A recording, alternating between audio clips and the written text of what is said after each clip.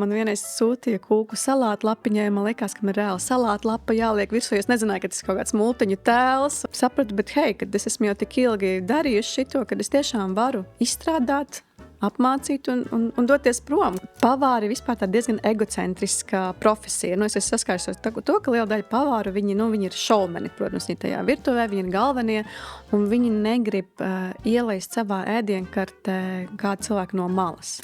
Šis ir podkāsts Pie galda, un es runāju ar cilvēkiem, kurus vieno ēdiens.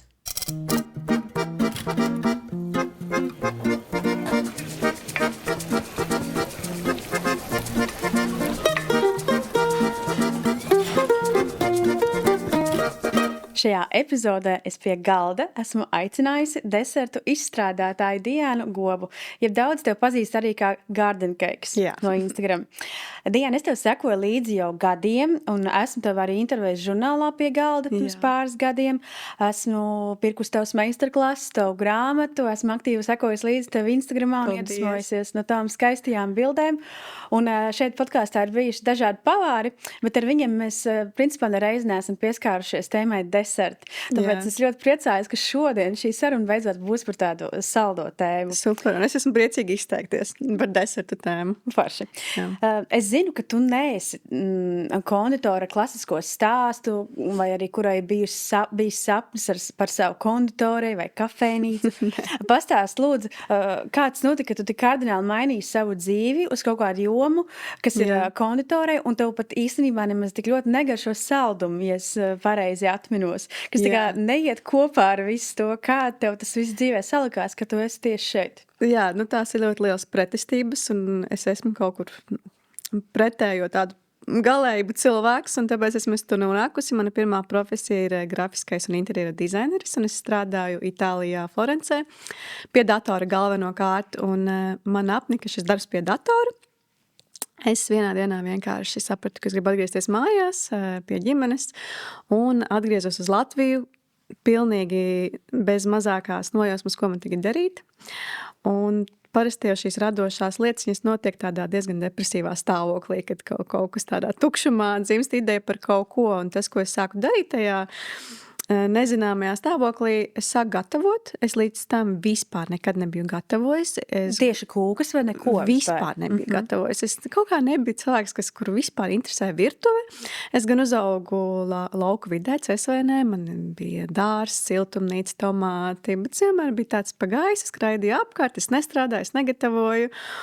Un es sapratu, ka es gribu tomēr darboties ar rokām, ka tas ir tāds liels tāda radoša lieta ļoti, un es sāku tieši ar cukuru un miltiem un sviestu eksperimentēt, un man sanāca, un tad es devu kaimiņiem, jo, protams, tu pats to nevarēji apēst, un kā jau tu minēji, kad nav tā, ka es no rīta līdz vakaram varu šos te saldumus ēst, un man bija ļoti arī tāds veselīgs dzīvesveids no vienas puses, un no otras puses cukurs ir mans tāds darbarīgs, vai ne? Un tas viss aizgāja un rezultējās līdz tam, kad sāku ar studijas. Es taisīju savu studiju un sāku strādāt ar pasūtījumu kūkām. Bet tas interesantais ir tas, ka šis darbs ar desertiem un kūkām, viņš ir 100 reizes radošāks par to, kas ir kā dizaineris grafiskais interjera, bet tur es tā kā realizēju citu cilvēku vēlmes, un šeit es atkal esmu tīri par sevi, par tādu pašizbausmi, un Tu cep tās kūkas, sāk kaut kāds saldumus gatavot, un vai tu atceries to brīdi, kurā tu saprati, ar šo vispār es labprāt arī pelnītu naudu, ka tas vairs nav vienkārši hobijs, kas man interesē, bet šis varētu būt kaut kas vairāk. Tas arī bija brīdis Latvijā, kad vispār sāka tāda musa kūku kultūra attīstīties. Es atceros, bija tāda Ivetī, ļoti skaista konditore, un viņas tas kūkas bija gaisīgas un dizainīgas un tādas smalkas un sievišķīgas, un man likās no sākuma, ka tā būs tāda ļoti ēteriska, viegla profesija, un kad es tagad gan kā zīmēšu uz tiem desertiem un kūkām, protams, realitātēs pēc kāda laika nonāca, kurš vienkārši naktī guļu savā studijā uz grīdas un skatos griestos, un kas notiek ar pasūtījumu un kāda sezona, un ļoti stresains darbs, ļoti smags darbs uz kājām, bet neskatoties uz to visu, tas gandarījums no radošā tomēr ir daudz lielāks par smago darbu. Bet vai tā ir taisnība, ka tu konditorejas tādu skolu neesi beigusi? Nē, es esmu pašapmācības Pašmācības ceļā, un kaut kādus kursus pieļauju, varbūt esi Jā, es mācījusies? daudz pārzemēm pabraukāju, tādos īsos jaudīgos kursos, daudz ko iemācījos, gan Eiropā, gan toreiz arī Krievijā un Ukrainā bija ļoti labas skolas, un jā, es daudz kur pabraukāju, bet principā visi ir tādā ļoti brutālā eksperimentu veidā. Daudz grāmatas, daudz teorijas, daudz kūkas.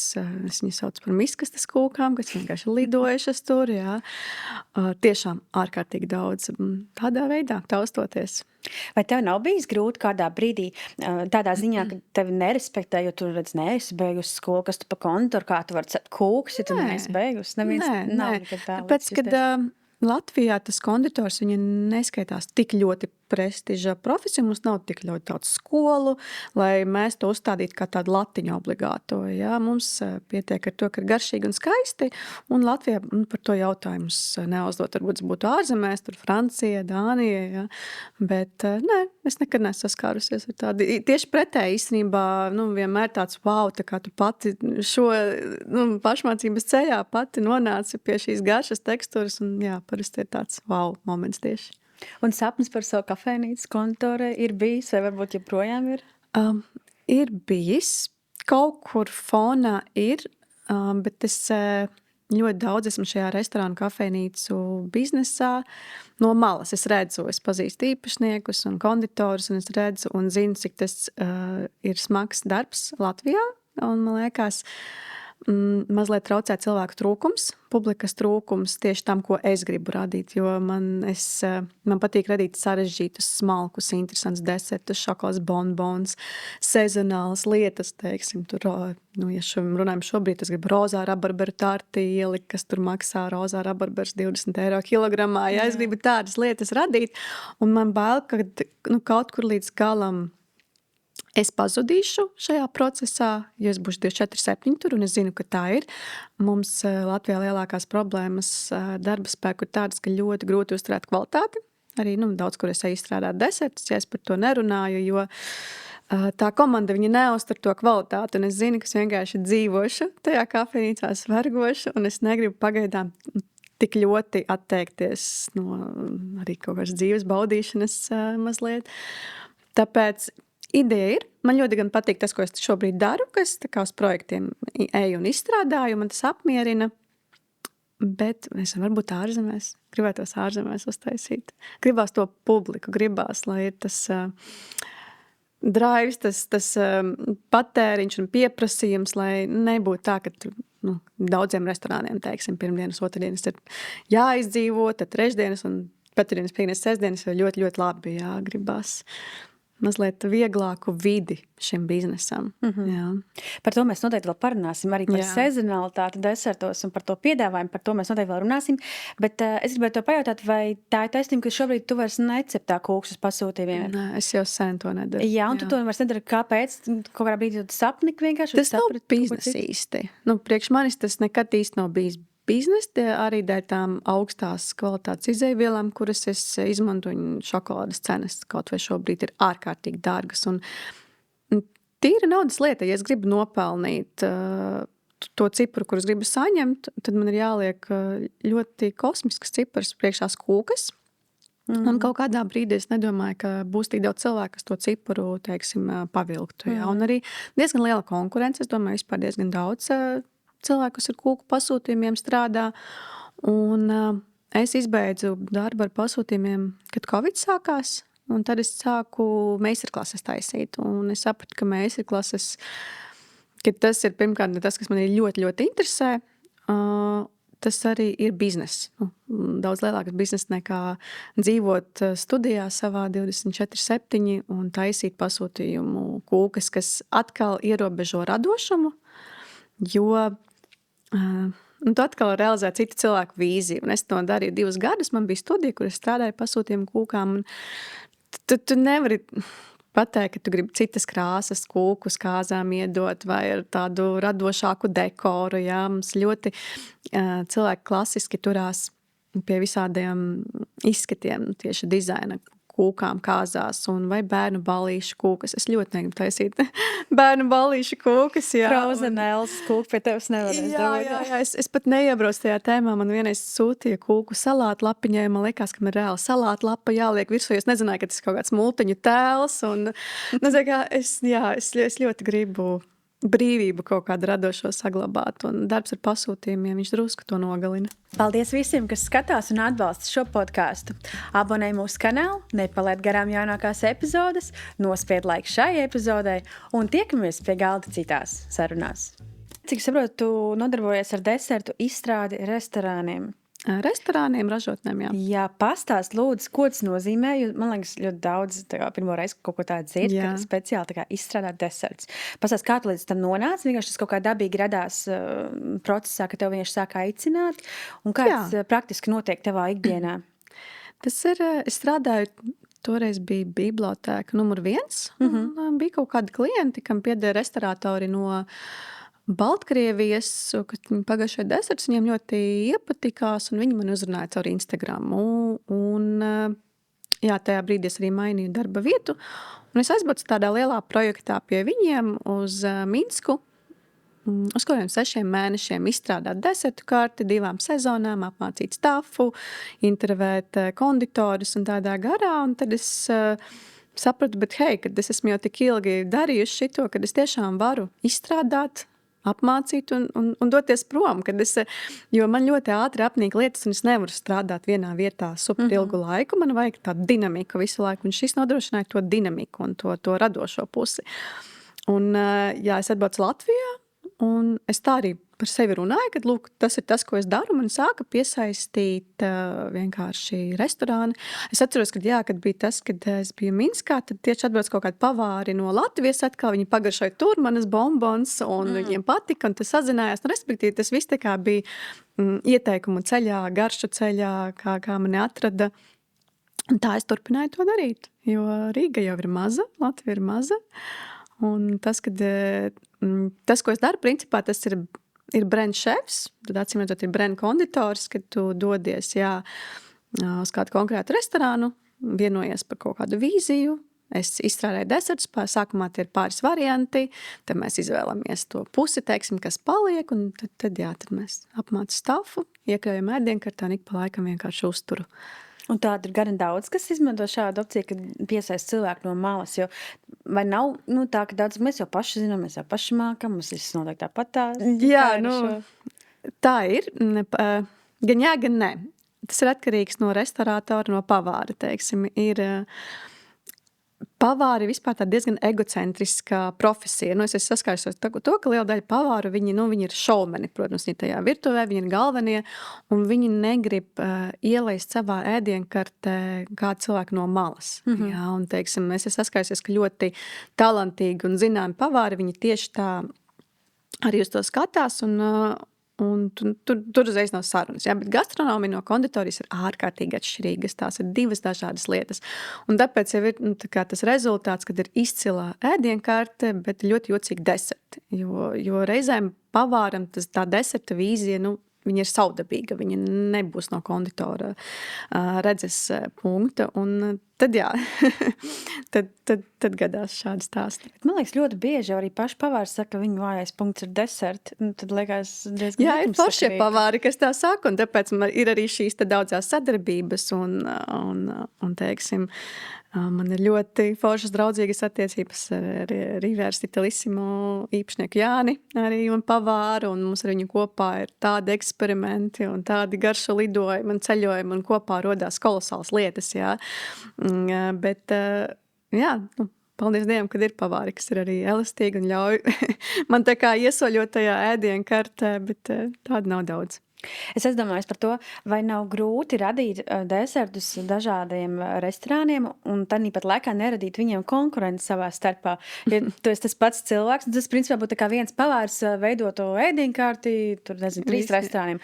Un vai viņš tā kā spēj pielāgoties katrai tai vietai, vai tev tas nav traucējis kādā brīdī, vai nav kāds pateicis tā kā, bet kaut ko tādu līdzīgi, es jau tur jau esmu redzējis. Nē, es tiešām mēģinu neatkārtot desertus, īpaši, ja tas būs Latvijas robežā, ja būs vienā restorānā tās deserts, otrā, viņu neielikšu. Deserti ir tik daudz, tik dažādi, tur tā var izpausties. Tas tiešām ir ēdiens, ar kuru var izpausties uz visām pusēm, ja tas varbūt nav kā tur, nezinu, tur gaļai jābūt tādai un konkrēti kaut kā tur pilsēdiena, tāda ēdiena, bet deserti pat no sāļām lietām var radīt no dārzeņiem. Viņi ir bezgalīgi savā izpausmē, līdz ar to man nav bijis tā, ka kaut kur ir grūti. Turklāt ir vēl tās virtuvi ievirziena itāļu, tur virtuve, tad skaidrs, ar ko mēs iesim vienā virzienā, tad kaut kāda modernā Japāņu, izakāja, viss šis, tas jau arī iedod. Varbūt var padalīties ar kādu interesantāko desertu, kur tu varbūt pati īpaši lepojies, kas ir ieviests kādā restorānā, kas ir joprojām pieejams un cilvēku var aiziet to pagaršot, vai ir kaut kas tāds? Laikam, sneču siera kūka ir diezgan slavena Rīgā. Es zinu, ka daudzi iet uz tādu kā uz tā man atkarības kūciņa, kas bija kā ļoti vienkārši no vienas puses. Deserts izskatās vienkārši, bet tāds interesants tekstūra un garš spēle tur bija. Jo parasti ar tiem vienkāršiem lielākā noņemšanās. Jā. Desertiem tur ir, jo mazāk sastāvdaļa, jo vienkāršāk viņš izskatās, jo pārdomātākam ir jābūt pilnīgi visam. Man patīk, īsībā limonē ir tāda radoša, instagramīgie deserti. Man ļoti patīk tas mans tomātiņš, viņš tur arī ir un viņš ir ļoti ejošs, kas deserts, kas izstās kā tomāts. Tā kā mūsu sveic tepat fonā. Jā, tieši tā, tas arī izstās un tas ir tāds pomodoro un tur arī ir tomāts iekšā pašā desertā ar zemenēm un jogurta musu. Man liekas tāds foršs variants, kā tie laikam tādi būtu galvenie. Ir kādreiz bijis, ka tu aizies kādu restorānu, kur tu zini, ka tur ir tavi izstrādātie deserti, bet tu paņem un saproti, šitas vairs negaršo tā, kā es viņu mācīju taisīt. Es parasti neņemu. Nē, vienkārši. Es neņemu, es vispār maz desertus ņemu Latvijas restorānos, tad, ja kaut kas nebijis un nedzirdēts. Jo es zinu, ka, protams, kad katram cilvēkam ir kaut kāds savs rokraksts. Pat gatavojot pēc vienas tehniskās kartes, sanāks atšķirīgs kaut kāds moments šajā desertā. Un, protams, ka nebūs 1:1, kā es esmu sākotnēji to izstrādājusi. Bet es esmu mazliet atlaidusi to. Es saprotu, ka tas tā ir, tas ir ok. Te neko nevar padarīt, bet jā. Labi, ķersimies pie tās smagās tēmas, kuras es nevaru noturēties. Tātad mana sāpe desertu pasaulē ir par to, kāpēc restorānos, es teiktu arī pat ļoti labos, kā tu pati minēji, ļoti laba ēdienkārta, bet, kad tu atver desertu sadaļu, man tas vienmēr ir kā tāds laba vakara noslēgums. Es gribu to maltīti beigt ar kaut ko tādu saldu beigās. Un tur es redzu šokolādes fondants, pannakota, krēmbrulē, vēl siera kūka, kas biežāk ir vienkārši saldēt un atlaidināt un var labākajā gadījumā ar zemiņu mērcīt pārliet, sliktākajā vienkārši pliks gabaliņš. Kāpēc tas tā ir? Vai tiešām ir tik sarežģīti izdomāt kaut ko jaunu, vai tas ir tāpēc, ka mums tāds pieprasījums un visi grib to fondantu un saldējumu. Vēl ir saldējums, tā kā vienkārši gatavs saldējums, ko veikalā var nopirkt. Jā, tas ir tāds reizēm liekas, ka copy-paste, ka vienā oficā drukā visas deserta kartes, vai ne? Bet tas ir divas lietas. Tas ir pirmkārt, tas ir pieprasījums un restorātora entuziasms. Un mums ir publika Latvijā, kas tomēr pieprasa stabilu, klasisku desertu. Un man ir redzams tas insights restorānos, kur es strādāju, un, teiksim, ēdienkartē ir 7 deserti, un ir tiramisu fondants un brulē, tad šie deserti, viņi tiks ņemti 3 reizes vairāk, ja ne 4 par tiem mazliet aizraujošākajiem desertiem, kas tur, teiksim, citi kaut kāda ēdienkartē, Kad, ja ēdienkartē būs brulē, viņi vienkārši pasūtīs. Un kāpēc tev ņemt ārā no ēdienkartes kaut ko, kas ir vienkārši pagatavojums un kas strādā. Un tādā ziņā tas ir tīri uz biznesa orientēts. Un, mums tiešām ir tāda publika. Es pat esmu mēģinājusi šajos restorānos, kur es uzsāku darbu, es nevaru uzreiz visu, teiksim, desertu kartu nolīdzināt. Parasti pusi uz pusi kaut ko saglabājam to, kas iet, un liekam kaut ko jaunu. Un es pat nelieku neko ārkārtīgi ekstrēmu, teiksim. Ir restorāns, es zinu, kurā bija braunīs, tika servēts, un es uztaisīju desertu, kur bija plaucēts ananās, kokosrieksta, tāda spuma, šiso, juzu sorbets, tāds kokosa gaisīgs, ļoti interesants. Viņu vispār neņēma, viņš kliboja līdzi tam braunijam kaut kur tur, un brauniju ņēma ļoti, ļoti daudz. šis ir tas moments, kad cilvēki baidās eksperimentēt tomēr. Vairāk vai mazāk, es nerunāju par visiem restorāniem, bet par tādiem klasiskiem. Un otrs moments ir tas, vai nu pavāra vai drīz vairāk tā restaurātora entuziasms par ēdienu, par to, ka tā ir ideja. Jā, teiksim, radoša, vadoša cilvēka virtuve ir tā kā pavāra konditora intelekta un radošuma turpinājums. Tā ir idejas vārdā tu ej. Un, ja tu esi gatavs iet pret straumi un, teiksim, noņemt nost visus klasiskos desertus un ielikt kaut kādus super aizraujošus desertus un pārmācīt tādā ziņā publiku, ja, tad tas ir, tad tu strādā idejas vārdā, bet lielākoties restorāni ir bizness. Un Latvijā mums ir ļoti maz cilvēku bariņš, kas migrē no viena restorāna uz otru, un mums ar viņiem ir jāstrādā. Un tāpēc, kāpēc ņemt ārā no ēdienkartes lietu, kas strādā, tas liekas pilnīgi crazy to darīt. Bet, ja tu idejas vārdā, tad to dari. Un tie jaunie restorāni, kas verās vaļā, īstenībā viņi jau uz to iet. Man ļoti patīk, es tikko biju Patāmī, kur Arturs Taškāns ir pārņēmis, un viņš, teiksim, ielika brulē, bet tas ir grieķu restorāns, jā, ar grieķu jogurtu un medu. Kolosāli, jā, tev ir kā tā klasika, un tāpat laikā tur ir kaut kāds tās nacionālās virtuves twists neliels. Un nemaz citu neko neliek, teiksim, 3 tādi super vienkārši interesanti deserti, gan vienkārši, gan interesanti vienlaicīgi, un tad cilvēki no tā izvēlās un aiziet. To pašu dara, teiksim, arī Catch Family. Viņiem ir ļoti maza desertu karte, un viņi ir ļoti pieskaņota tai virtuvē, ko viņi pārstāv. Jā, teiksim, Snečā nebūs meduskūka, jā, viņu gan jau ļoti daudz ņemtiņu tur būtu, bet viņi ir ielikuši tur 3 mazas desertiņas, kas ir interesanti, un cilvēki viņus pasūta un redz, kā arī aizgājis, jā, teiksim. Es dažreiz vēl par to domāju, labi, man, piemēram, garšo tas šokolādes fondants, jā, un varētu arī viņu paņemt, jā, bet visbiežāk ir arī tā vilšanās arī par to pašu šokolādes fondantu. Jo liekas, labi, ja tu gribi tā kā pelnīt, un tu zini, ka cilvēki ņems, ka tā ir stabila vērtība, bet tad vismaz izstrādāt, lai viņš ir labs, nevis, kad es tur paņemtu, man labi, būs vismaz šokolādes fondants, un es viņu tur pārgriežu, tur vienkārši mafins, vienkārši lieliski. Bet tad ir tā otra galība, un tad cilvēks gribās kaut ko jaunu, man ir apnicis tas vecais, un tad, kad piedāvā kaut ko jaunu, tad vienkārši to neizvēlās. Es domāju, kā to varētu mainīt, es droši varbūt jāizņem, varbūt jāizliedz likumu, visu ņemam ārā, tirvisu, kremlē, visu šajās klasikas, un vienkārši dodam kaut ko jaunu, un jādod laiks, lai cilvēki pierod, ka ir kaut kas jauns arī, citas garšas.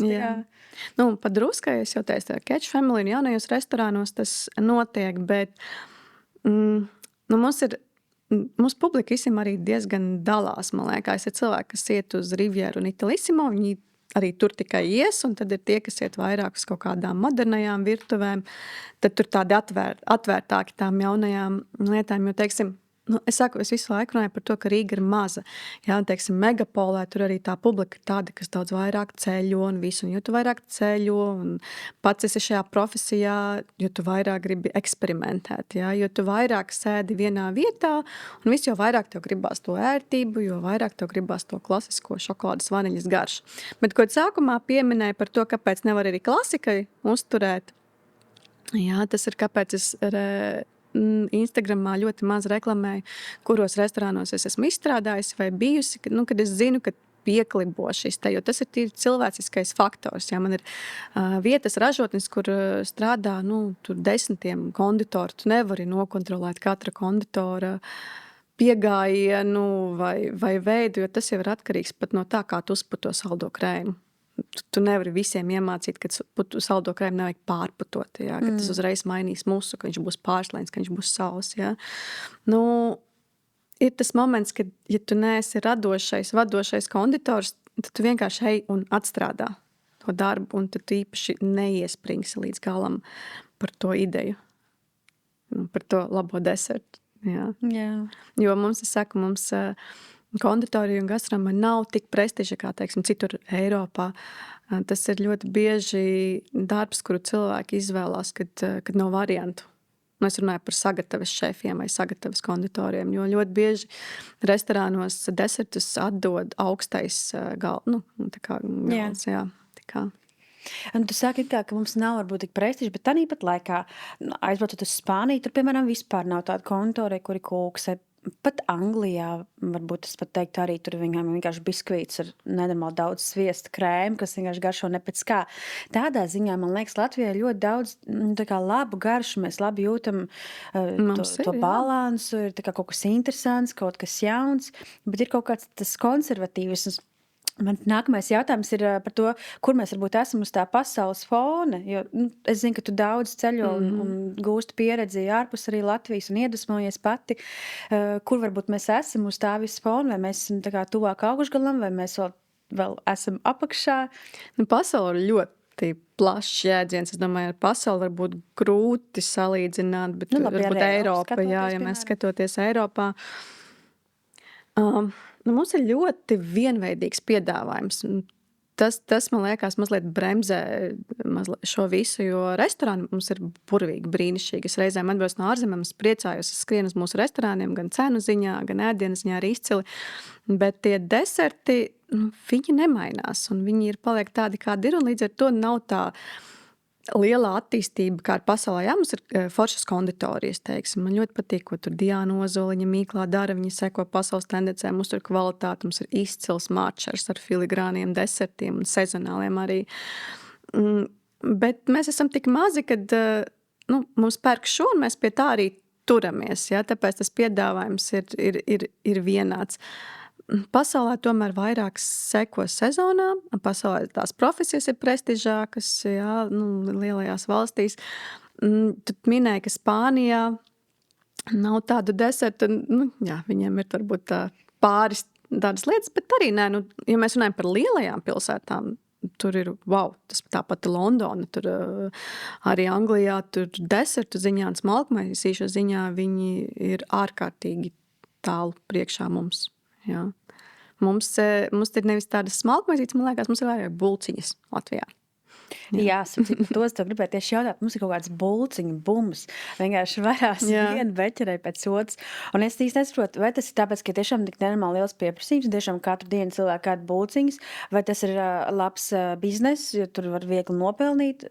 Kāds ir tavs viedoklis? Tas ir tāds, kaut kur drusku latviešu gēns, man liekas, vēl joprojām mums ēdiens ir vairāk kā aizdars tāds, kad nav kā Itālijā vai Spānijā, ka mums būs 2 stundas dienā pauze, un tu darba devējiem pateiksi, es eju baudīt savu kafiju, es eju pagulēt, vai tas nav mūsu kultūrā. Mūsu kultūrā mēs esam tādi darba ļaudis, mums vajag skriet lielākoties pa darbu, pa mājām, starp ģimeni.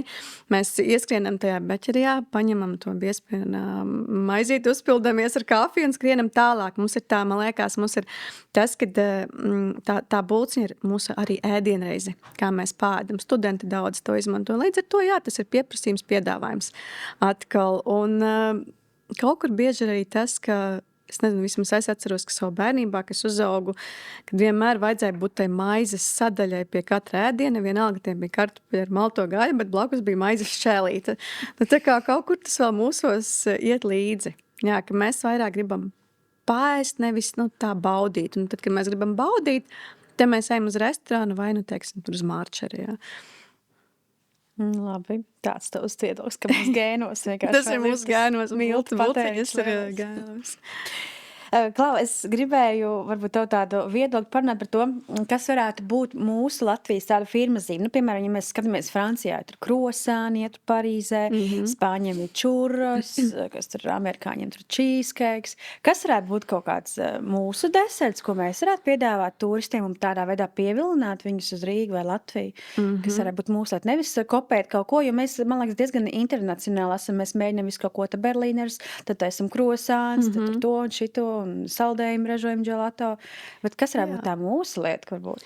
Redz, tā Latvijas ēdiens viņš ir specifisks drusku, ja? Un ja tu neesi no Latvijas, tad tev, kad tu stāsti par augsto zupu vai šitiem sieļķi kažo, kā tu liekas ārzemniekam, akmens dievs, tā kā, ko jūs te Latvijā ēdat, tā kā. Man pat ir draudzene viena, kas agrā vecumā aizbrauc pacēls dzīvot uz citu valsti, arī uz Spānijā daudz pavadīja. ārzemēs, un viņi atbrauc, viņi arī vairs nesaprot šo te augsto zupu un visus tos mūsu izgājienus ar piena produktiem un jūras produktiem kopā un tādā garā. Bet jo mums ir arī biespiens, mums, teiksim, ir rupmaizes kārtojums, kas liekas tumšā maize samalta ar medu un putukrējumu, vai ne? Nu, tad liekas crazy. Un ievārījumi. Un ievārījumi, tā kā, ko jūs ēdat vispār?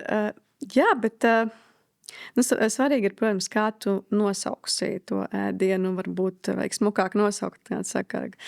Vienīgais tas gadījums, ka man tikko bija spinātu kūka ar avenēm. Un, ja tu ieliec vitrīnā un uzskati, ka tā ir spināta kūka, neviens viņu nepirks. Ja tu uzskati, ka tā ir pavasara kūka, tad uzreiz pirks. Jā. Un tad varbūt mums vajag kaut kā arī tā smalkāk nosaukt tos mūsu desertus, jā, bet lai nav tur maizes zupa, jā, vai kaut kas tamlīdzīgs. Un arī modernāk, gaisīgāk viņus uztaisīt, bet tas piedāvājums noteikti ir visi mūsu tie maizes ēdieni. Tikko bija tieši mamā, kas ir moderns latviešu bistro, tur bija rupmais kārtojums uztaisīts ļoti gaisīgi, ļoti skaisti ar, man liekas, upiņu sorbetu un viss. Tāda veida deserti ir jātīsta. Protams, kad biespiens mums ir arī gēnos. Bulciņas un biespiens un šīs te plātsmaizes, kas izstās vienkārši kolosāli skaisti, kas tirdziņos tirgojās. Jā. Man liekas, tie ir ļoti burvīgi un piesaistoši vienkārši ēdieni. Man patīk salīdzinājums, tikko klausījos interviju ar Aigaru Nordu. Viņš runāja par Prosecco, ka Prosecco ir kā laba popmūzika fonā, kā aba. Viņa ir un tu izbaudi ikdienā. Un man liekas, mums arī viss tās te plātsmaizes, viņi tā kā tāda laba popmūzika. Viņas ir garšīgas, viņas varēs gan ikdienā, gan uz svētkiem, un uz to arī būtu jāliek uzsvars. Un otra lieta, tas, ko mēs nedaram, ko vairāk vajadzētu darīt, tā ir tā sezonalitāte. Mums ir 4 burvīgi gada laiki, un gribās vairāk viņus redzēt piedāvājumā.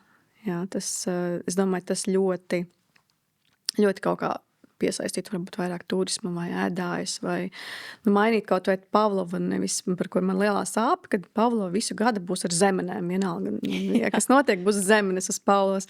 Bet ja mēs uztaisam kaut kādas mūsu plūmes portvīnā karamelizētas un uzliekam uz tās Pavlovas ar maskarponi, man liekas, tas ir burvīgi. Ja, Nevis ar zemē, kas garšo pēc plasmas. Jā, ziemā, tieši tā.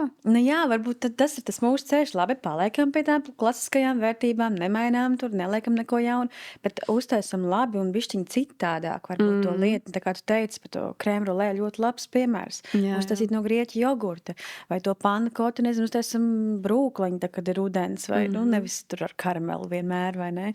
Bet tas tā nav cilvēku filozofija, kāpēc tas netiek darīts. Mums ir ļoti skrējušies cilvēki šajā jomā, gan konditori, gan pavāri. Mums nav vēl tā filosofija, ka ir radošais konditors, kurš atnāk uz restorānu, izstrādās tur ēdienkarti, atjauninās kaut ko un 5 aizies mājā. Nē, ja tu esi konditors restorānā, tu strādāsi no 10 rītā līdz 11, 12 naktī. Diemžēl vēl joprojām tā ir. Un tu gan izdomās desertus, gan taisīsi tehniskās kārtas, gan skaitīsi inventūru, un tu vēl strādāsi uz servisu. Kurā brīdī tu vari būt radošs šajā? Tu taču gribi atpūsties, tu gribi ceļot, lasīt, mācīties, un tu vairs nevari. Un es esmu saskārusies ar tik daudziem stāstiem, ka gribās, bet vienkārši nav iespējas, jo konditors arī tik dārgāka profesija skaitās. Jā, un līdz ar to, ja restaurators viņā investē, viņš grib maksimumu no viņa dabūt ārā, bet tas rezultājies tajā, kad tiek kopētas kaut kādas lielās klasiskās pasaules lietas, bet mazāk mēs kaut ko radam. Bet tie, kas rada, tiem sanāk, es saku, bet viņi ir daži, viņi uz vienu rokas pirksta saskaitām tie cilvēki, kas tā dara. Jā. Es īstenībā klausījos tevī, ko tu stāsti, un atradu kaut kādu līdzību arī savā darbā. Ikdienā veidoju žurnālu pie galda, un tur jau arī īstenībā bieži vien ieliekot kādu recepti, kas man liekas vienkārši izcils, tur salikumus, ļoti labi, nezinu, kaut kādu tur īpašie salāti vai kaut kāds tur pilnīgi cits salikumus ar gaļu. Bet bieži vien cilvēki tā kā baidās mēģināt, viņiem liekas tā kā, un tas pat nav bieži vien sarežģīti. Tas tā kā ļoti vienkārši, tas nav par to, ka tur ir 10 dažādas garšvielas vajadzīgas, kaut kāda īpaša pagatavošanas tehnika, tas vienkārši ir cits tāds skatījums, bet, nu, kuras pat pasaka kādam cilvēkam, ka pamēģinš to, nē, izklausās kaut kas baigas sarežģīts, saka, nē, sarežģītāk ir uzcept kartupeļu pankūks, kur tev ir jārīvē, jānospiež, un tur vēl, nu, tur sieriņš jāpieliek, vai nav jāpieliek. Nu, cikot, tur pa vienai cep, tas ir laikietilpīgi, citreiz tā kā pat ātrāk par kaut ko, tik kaut kā tādi aizsprieti, un mums ir par to ēdienu, ka mēs zinām, kā tas garšo, mēs tur gribam palikt, es negribu mēģināt neko jaunu, ir labi tā kā ir, bet tā, kad es aizbraucu uz ārzemēm, tāda Tad ir, mēs tur jā, ir tik uz visiem garšīgi, ak, simts. Dievs, tur Itālijā tādas pitas, tādas pas. Kaut gan, man liekas, mums jau sen vairs tā nav, mums Latvijā ļoti labi restorāni, kur var pat labāku pastu jau dabūt nekā Romas noteikti ir, restorānos, vai ne? Mēs dažreiz, man liekas, tā noniecinam paši sevi. Vai tu ikdienā arī to tā jūti? Nu, kaut kāds elastības trūkums ir, jā. Nu, es, protams, redzu pēc receptēm, kuras es lieku Instagramā. Es redzu, kā Cieliņas recepte ir kosmosā ar saviem skatījumiem aizlidojusi, un kaut kas, nezinu, kaut kāds cepts šokolādes ganašs mazāk var būties. Jā, tā ir. Tā ir mūsu filosofija. Mums negribās koķetēt ar ēdienu, ar desertiem. Mums ļoti gribās pieturēties, bet atkal man liekas, ka, nu, ja teiksim, tu esi tāda, pilātīs māma, un tu sēdi mājās, un tu vari veltīt tam gana daudz laika un neiespringt, tad tu arī tur kaut ko brīvāk tam pieiesi. Bet, ja tu esi cilvēks, kas ir ikdienā noskrējies, tu gribi, lai tev sanāk. Un tā viena lieta, ko tu gatavo, jo, nu, runāsim godīgi, tās šobrīd cenas ir drausmīgi dārgas veikalos. Tas ir viens pirkums Rimī, lai uztaisītu desertu, jā, tur varbūt 3 ciparu skaitlis nopietnākai kūkai, lai visu sapirktu, un tu gribi, lai sanāk. Un ja tu vēl, man liekas, cilvēkiem varbūt ir bail, kad viņi mēģinās pirks produktus, nesanāks, un tad tas vispār būs tāds, nu, bēdīgais scenārijs. Ja? Tad mēs varbūt kaut kur tā drošība nav varbūt tik saistīta ar to, ko mēs galvā esam iedomājušies, bet ar tīri mūsu iespējām ikdienā. Jā. Man liekas, ir jālauž šis. Tāpēc mēs arī uztaisījām grāmatu 5 sastāvdaļu maltītes, kur arī dažreiz cilvēki saka, man liekas, tas ir tik sarežģīti, nē, es tā nevaru, tu jau māki, tāpēc, ka tu jau taisi. Nē, te ir 5 sastāvdaļas, tur tā kā ir, līdz ar to arī vienkārši pagatavošana, to vienkārši jāsaliek tas viss kopā, tā kā, un tas garšos ļoti labi un iztīsies kā restorāna. Tas nav stāsts par to, ka tur jābūt kaut kam dārgam, kaut kam tur īpašam, vienkārši citādāk skatīties uz tām lietām. Jā, par to ir jārunā, tas ir jāpasniedz, bet es ļoti priecājos, ja tas mans tāds arī varbūt otrs un galvenais biznesa paralēli tam restorānu lietām ir meistarklases. Man jau 11 meistarklases, un mani deserti ir diezgan sarežģīti uz citu fonu. Man to saka visi, kas ir manās meistarklasēs. Bet es ļoti mēģinu tik dziļi ieiet tajā tēmā un maksimāli īsā laikā precīzi visu paskaidrot, kad cilvēki parasti taisa tās sarežģītās lietas un viņiem sanāk. Un man meistarklasēs ir pat 300 dalībnieki tādās diezgan sarežģītās meistarklasēs, kas man bija piepriekšējā par šokolādes visādiem desertiem. Nu, tur ir Mont Blanc tārta ar kastaņu biezenu, upeņu gēlu, bezē un šokolādes smilšu mīklu un taisa, tās sievietes no mājām taisa. Un ir ļoti daudz, kas, teiksim, ikdienā strādā ciparu darbu, kaut kādos bankos vai grāmatvedībā, atnāk mājās, viņi taisa un 3 dienas nododas tai receptei. Tā kā nav tā, ka varbūt tik ļoti ir, ka viss mums ir vienos vārtos. Cilvēki mēģina. Ja, droši tā ir šaura niša, un viņiem labi, ka šajā nišā ir pāris cilvēki, kas viņiem palīdz virzīties tajā visā. Es klausoties tos visus smalkos desertu nosaukumus un tos slāņus, iedomājos, kas ir tas, ko tu apēdi, ka tev gribas kaut ko garšīgu, bet tev pašā negribas gatavot? Nu, kaut ko saldu, ka tev gribas, tu neesi gatavot. Kad man jau veikalā jānopērk. Jā, kas ir tas, ko tu nopērdi? Tas ir kārmiņš, tas ir biespienas kārums. Man ļoti garšoja saldā biespienu masa, Lasdonai, man liekas, bija ļoti laba. Man garšo super vienkāršas lietas. Dakas super vienkāršas lietas, es no tā nekautrējos. Tas jau arī viss ir par vidi un ideju. Man liekas, man no bērnības arī šitais, jo man vecāki strādāja Cēsvainas piena siera rūpnīcā un kaut kā visu laiku bija klātesoši biespiens, jogurts, tur krējums. Un laikam tā garša ir arī manī ļoti dziļi iekodēta, kad garšo šīs lietas. Jā. Uz kēnos, kā saka, tas viss ir iekšā. Varbūt tu neesi īstais cilvēks, kam to prasīt, bet tomēr man neliek mieru viena doma par to, ka mūsdienās it kā mēs tik daudz runājam par veselīgu dzīvesveidu, Jā. par to, ka jādomā līdz, ko mēs ēdam un tam līdzīgi. Un tas viss arī notiek, bet tāpat laikā mums katru nedēļu gan izveras vaļā jaunu beķerēju un konditorejas, un arī tu pati vadi tā kā meistarklases. Vai tev neliekas, ka mēs esam iekāpuši kaut kādā milzu cukuru patēriņā, tā kā ka mēs pa daudz tajā visā esam, piešķiram tam pārāk lielu nozīmi un svinam dzīvi katru dienu, nevis tikai svētkus. Kāds ir tavs viedoklis par šo? Ne, manuprāt, dzīve ir jāsvin katru dienu. Jā, bet vai ar kūciņu jāsvin katru dienu? Vai bulciņu? Nē, nu visam ir jābūt saprāta robežās un balansās. Un es vispār esmu ļoti liels veselīgi dzīvesveidu piekritējs. Un tāpat laikā es ļoti liels ēdiena tāds gurmāns, baudītājs un šampanieša mīlis. Un man tā kā divas pasaules man uz pusēm plēš Mums visu laiku. cīņās savā starpā. Ir ārkārtīgi grūti, tā kā pirmdienās, otrdienās, trešdienās es sportoju un skaitu varbūt reizēm tur kalorijas, lai es būtu deficītā. Un tad tas vīkendā viss aiziet desertos un šampanietī.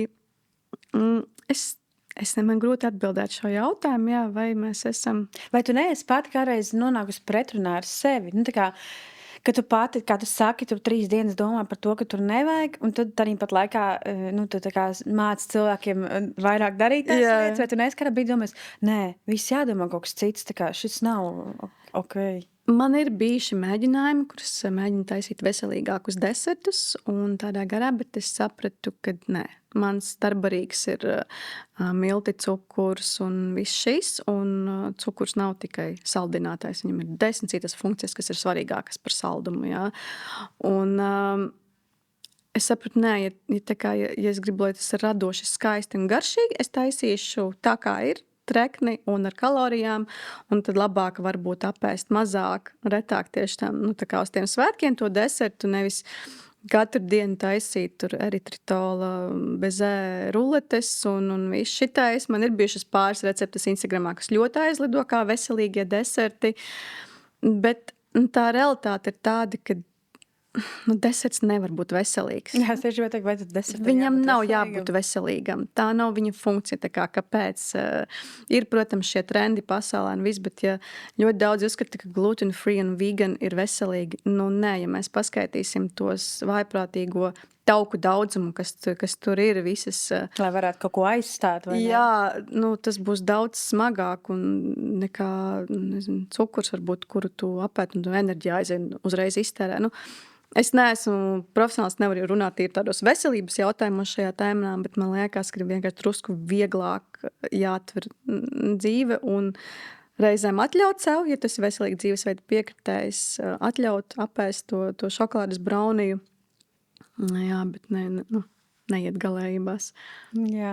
Saka, lūdzu, kā notiek tā recepšu izstrāde, jo tas nav gluži kā ar pavāriem, ka viņi var improvizēt, piemēram, ir pīles krūtiņi, tad tu tur eksperimentē, nezinu, garšvielām vai piedevām, bet tajā kūku pasaulē, desertu pasaulē jau viss ir pēc svariem. Jā. Un mēs te iepriekš ar vienu pavāru runājām podkāstā par to, ka nav tā, ka vēl var kaut ko vajag jaunu izdomāt, jo tev ir kaut kāda formula, pēc kuras tu vadies ir tīpaši konditoriem, lai tu izcepsi to keksu, tur vajadzīgs ir milti vai golas un tur taukviela un tam līdzīgi.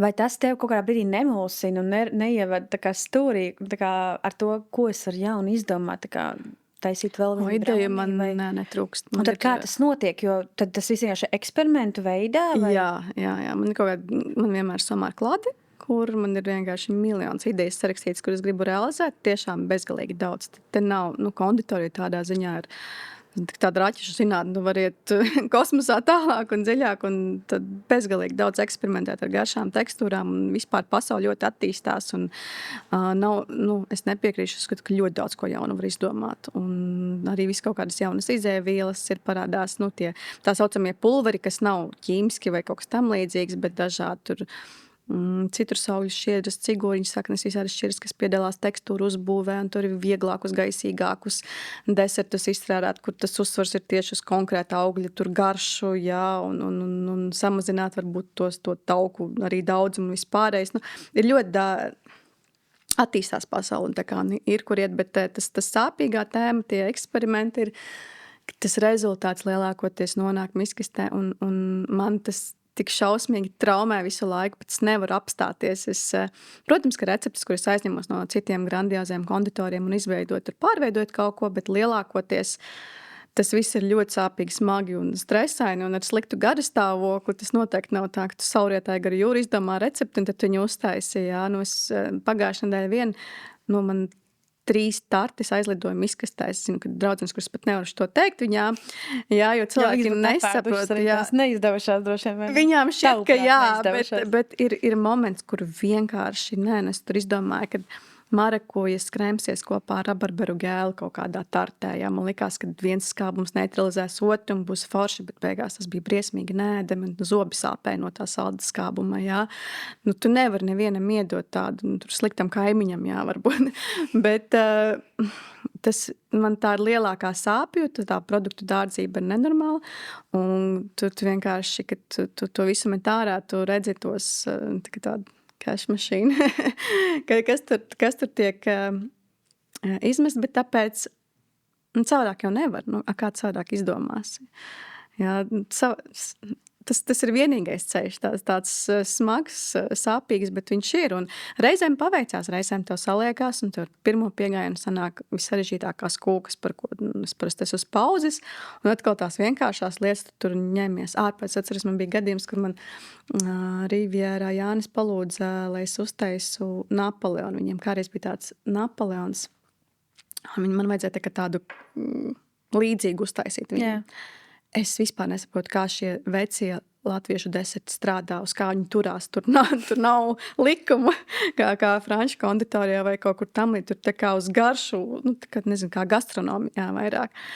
Un es mēnesi noņēmos ar to Napoleonu. Es viņu tur rulēju, es mocījos ar viņu, cik sviesta tonna man tur aizgāja, man liekas. Es domāju, es esmu konditors, es nevaru Napoleonu uztaisīt.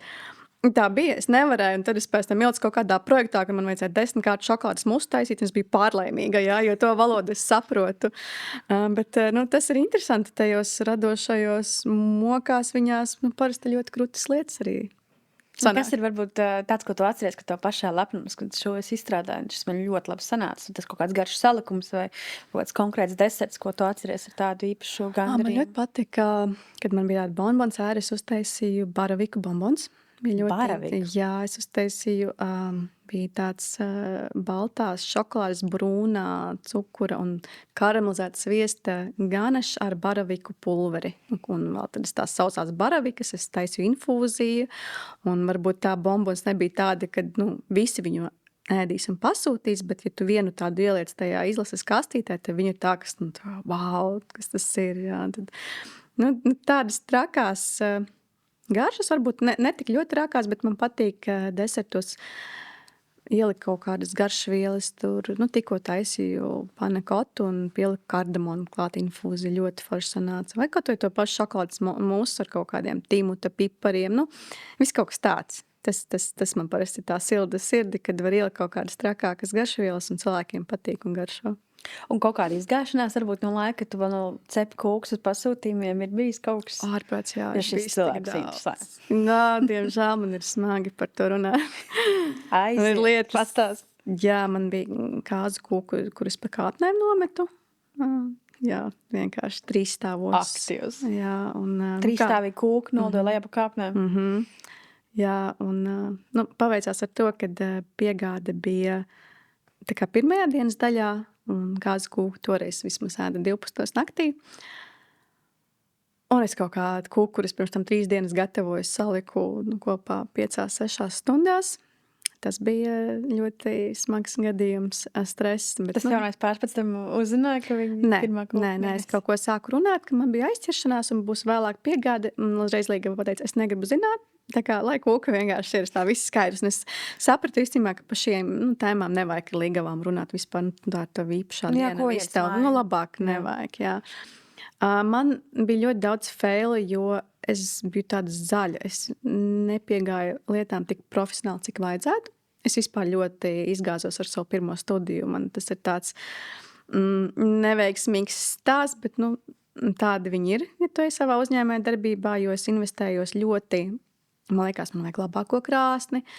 lielāko mikseri, tur ņeržas galdus, un tas viss tika sapirkts, un beigās sapratu, ka krāsnes man neder, jo ventilātoru nevar regulēt, tu nevar makarūnas eklērus izcept. Es sapratu, ka tajā planetārajā mikserī, kas ir uz 50 litriem, es nevaru neko uzkult priekš vienas kūkas, nu, aizgāja vienkārši, Galējībās. un viss aizgāja, nu, tā kā pa kalnu sniega bumbu lejā, un viss neveicās, un es nebiju atstrādājusi kartes kūkām, es biju tam radoša pieeja tam visam. Un es visu laiku biju pa nulē, man nebija īsti, kas mani pamāca, es domāju, ka es visu pati izdarīšu, es nebiju vispār komandas spēlētājs. Un tad es trausmīgi izdegu, es pārdegu, es noskrējos, man bija arī diezgan, manuprāt, bija brīži, kad tās kūkas nebija baigi smukās sanākušas viss, jo es izdomāju, kāda viņa ir galvā, un tad protams, tā kā, kad tu uzstājies, tu saproti, ka tas nav plastelīns vai ūdens krāsas, ka tie ir pārtikas produkti, kuri neuzvedās tā, kā tu esi iecerējis, un nebija varbūt tik daudz zināšanu. Un jā, un es atceros, ka bija viena līgava, kur man bija kaut kāds konkrēts piedāvājums, un viena līgava gribēja kūku, kuras netaisīja daudzos stāvos. Un es mēģināju viņu pierunāt, ka, nē, ka šī nebūs tā kūka, kuru jums jātaisa vairākos stāvos, bet viņa tik ļoti gribēja, es domāju, labi, gan jau tā kā, gan jau sanāks. Un tā bija tāda trakākā pieredze, jo tā kūka, tas biskvīts bija pārāk gaisīgs tiem stāviem, un viņa pa ceļiem sāka šķīst ārā un veda tur, līgavas mamma, manuprāt, to kūku, viņa brutāli ar rokām. Visu ceļu turēja apakšējo stāvu, un tu beigās, un man liekas, tās pat bija tādas manas studiju beigas arī visi šitie lielie fēli. Es sapratu, ka nē, kad man ir jāsakārto mazliet sevi, jāsakārto, jāsāk visu no jauna. Tad es lecu iekšā desertos un sāku ar Vincentu, toreiz. Man šķiet tieši tā kūku cepšana, tā piegāde ir viss traumējošākā sadaļa, jo es vienu brīdi arī cepu kūkus un ne tik nopietni kā tu, bet kaut kādiem draugiem paziņām, un tad, kad vienmēr bija jāved, vai arī tas cilvēks atbrauc pakaļ tai kūkai, viņš ved pats, es nebiju mierā, kamēr es nesagaidīju to ziņu, ka visi bijis labi, tā kā, un ja tas cilvēks neuzrakstīja, ka viss, tur garšīgi vai kā, tad es laik dzīvoju par tātad kaut kas tur nebija sanācis, gan jau viņi tur pa ceļam izšķīd vai vēl kaut kas. Es zinu vēl vienu konditoru Kristu, kas ir viena no mūsu autoriem žurnālā. Viņa arī stāsta, ka viņi tāpēc ved pati tikai kūks, viņi neuzstāst citiem, labāk pat aizved, kondicionieris ir uz zemāko temperatūru, reāli kā leduskapī, un tu vedi, un tu zini, ka tā kūka nonāks. Bet tas ir pārsteidzoši tieši tikko ar vienu draudzi runāju par to, ka cilvēki nesaprot, cik nopietnas ir pārvadāšanas, jo es reizēm atdodu kūku un redzu, ka viņu vienkārši uzliek uz krēsla, kurš šķīps vienkārši, un es atvainojos, vai arī iemet bagažniekā un nav apakšā, teiksim, nav augstuma kastes, nav tas neslīdošais paklājiņš, es domāju.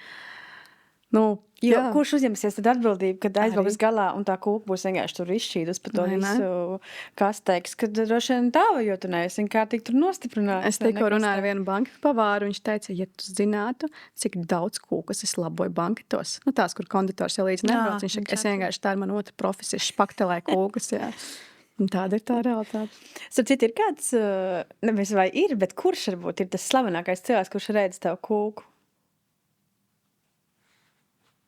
Par kur tev pašai teica, šis cilvēks ēd man kūku, cik forši. Bija, pagaid. Gribās jau teikt, ka daudz slaveni cilvēki radušanas kūkas. Noteikti, bet tāds, kas tev pašai nāk prātā. Kā? Es nezinu. Man nav īstenībā piedod, es tā nevaru atbildēt. Man nav tāda super viena slavenība, kur tā būtu. Man ļoti daudz foršas, teiksim, zināmas sabiedrībā draudzenes un visu. Un, teiksim, man liekas, viens no maniem lielākajiem kūku fans ir arī mana draudzene Dārta. Jā, un viņa, teiksim, mēs reizēm grupu čatiņā, mums ir tās draudzeņu čatiņš ieliek, un meitenes man ir eksperiments, kas ir izdevies, un kuru var paņemt Dārta pēc 7 minūšu laikā tā sklāt vienmēr, viņa ir pa ceļam manām kūkām. Un tad viņa nav pa ceļam, tad būs pa ceļam. Viņa ļoti atzinīgi vienmēr arī savā Instagramā par mani stāstu un rāda, kā viņa ēd to kūku un kaifu un viss. Laikam tie arī ir tie svarīgākie cilvēki īstenībā, kad man tādi tuvākie draugi novērtē šos te manus desertus. Un par komplimentiem runājot, kas varbūt ir tas, kas tev silda sirdi, ka tev pēc tam ir patīkami dzirdēt, ka ir sanācis labi? Nu, Kas labākais, ko tu esi dzirdējis? Vispār, man jau ļoti patīk komplimenti, un es, lai kā es tur mēģinu tur maršēt pa ikdienu pa dzīvi ikdienā, man ir svarīga tā atzinība, tas novērtējums. Laikam tas foršākais novērtējums, kad tiek izstrādāts deserts ar kūku, un viņš aiziet uz urrā, ka viņš tur ēdienkartē ir pirmajā vietā, un kad, es teiksim, arī sadarbojos, man ļoti patīk ar Lāgi un Ganbi, un tā ļoti milzīga ķēde, viņiem ir ārkārtīgi lieli apjomi, ja, un kad tu izstrādā kaut ko priekš viņu vitrīnes, un kad tas aiziet tur, teiksim, riekstiņā, tur izstrādāja viņu tur tā, ka viņi tik daudz... Riekstiņi ir ievezot to pienu? Jā, kad viņas tik daudz pērk, es nespēju saražot, un tad tas man ir tāds liels kompliments, vai kad es ieju, un es redzu, ka liela daļa vitrīnas ir mani izstrādājumi, mani dizaini, un tas ir, vai arī Instagramā, kad kaut kā tur kulinārijas, konditorijas slavenība kaut ko nolaiko, tad liekas tāds, Jā, tā jau ir, tas silda sirdi, un to nevar noliegt. Jā. Un tas arī ir vajadzīgs, jo tas motivē. Tas tāpatās kā kāds ieliek tur pa žurnālu, kādu storiju vai ko, man uzreiz tāds, cik forši, ka kāds pamanīs. Jo tad, kad tu to dari, un kad tu to pabeidz, tas tā kā aiziet un liekas, tas tā kā izkūp gaisā. Tu tik daudz darīji. Jā, un tas tagad kaut kur pazūd. Un ja nav nekāda tā feedback, tad tā sajūta, kāpēc es to darīju, kam es to darīju, vai ne? Man laikam tā, ka mani pat saraudināt var lietas, kad man ir cilvēki, kas manās meistarklasēs gatavo pēc receptēm un saka, ak, Dievs, es vispār neesmu gatavojusi, bet es pamēģināju, man sanāca ar pirmo reizi, vai man ir pat kaut kādas 2 vai 3 meitenes, kas ir nomainījušas profesiju un sākušas konditorijas biznesa, uz pasūtījumiem strādāt, un ir teiksim, ar mani kopā no pirmās meistarklases, un viņas ir iemācījušās, un jā, tagad ar to strādā, un man liekas, tā kā...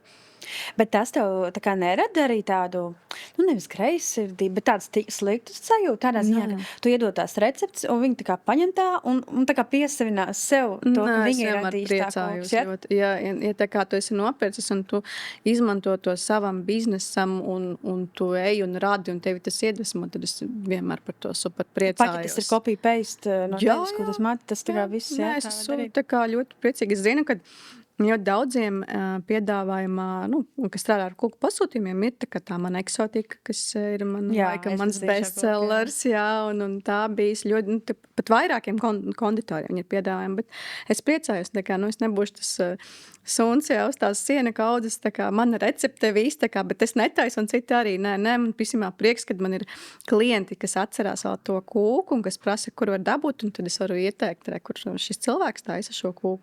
Man ne visai patīk, teiksim, kad kaut kādi restorānu, kafejnīcu ķēdes vai kas nopērk tur meistarklases par 35 eiro un tad liek ražošanā to, jā.